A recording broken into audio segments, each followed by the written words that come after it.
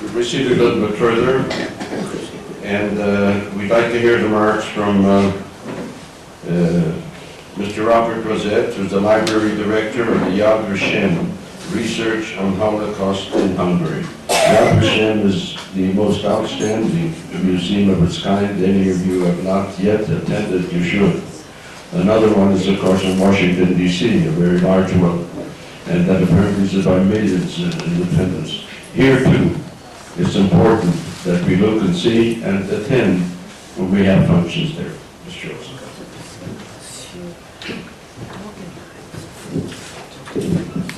Good evening.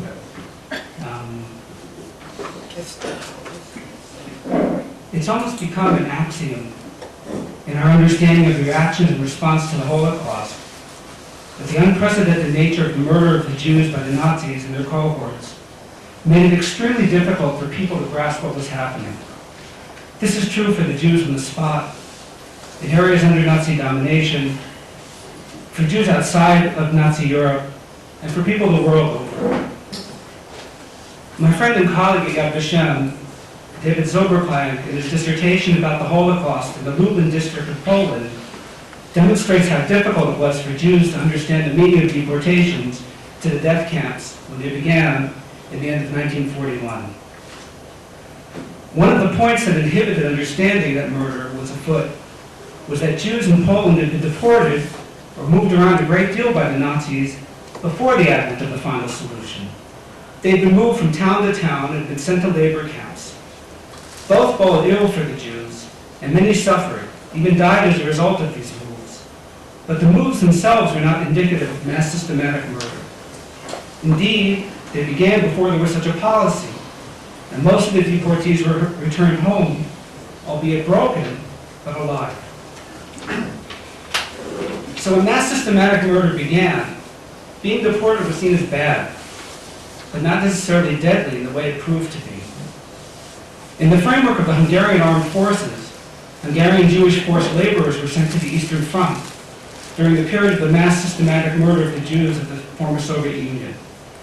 Some of them arrived in localities where they were told Jews had recently been murdered. Others actually saw sites of mass burial, still heaving with warm blood. And some were witness to the murder of small groups or individual Jews.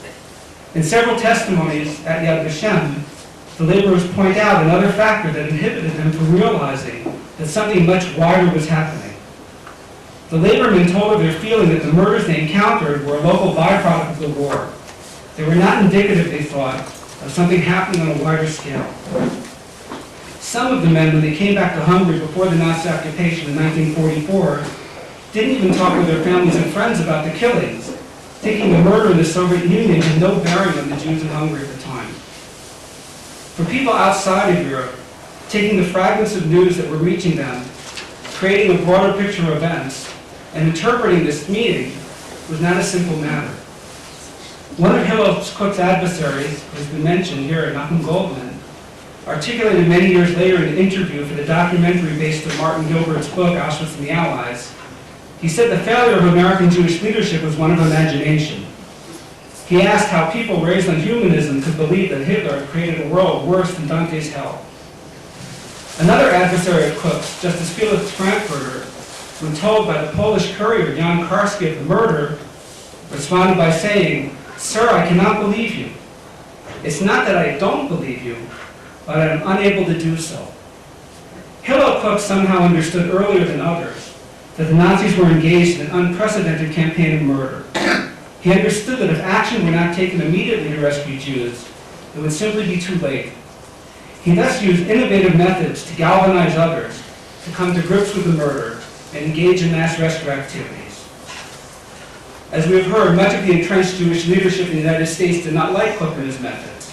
So it's not surprising that in the historiography of the Holocaust, Kook is sometimes portrayed as, shall we say, controversial. David Wyman and others have written about this controversy and its political context. Politics aside, it's clear to all who grapple with the Holocaust that the activities of Hillel Kook and his colleagues are central to any study of the reactions and responses of American Jewry to the murder of their European brethren. I'm pleased to represent Yad Vashem here tonight marking Hillel Kook and his activities. And on behalf of Yad Vashem, I wish you all a very successful evening.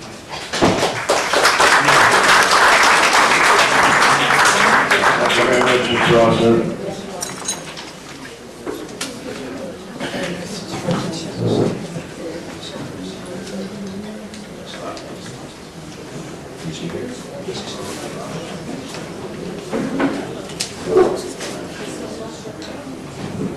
He mentioned Dr. Nachum Goldblum. I don't know how many of you remember that personality. He didn't have quite the following, but he's always regarded and respected highly for his brilliance. And when he spoke here, we're talking now about 10, 15 minutes speaking, a speech that particular time in 4 hours, 5 hours, and people would sit and listen and enjoy.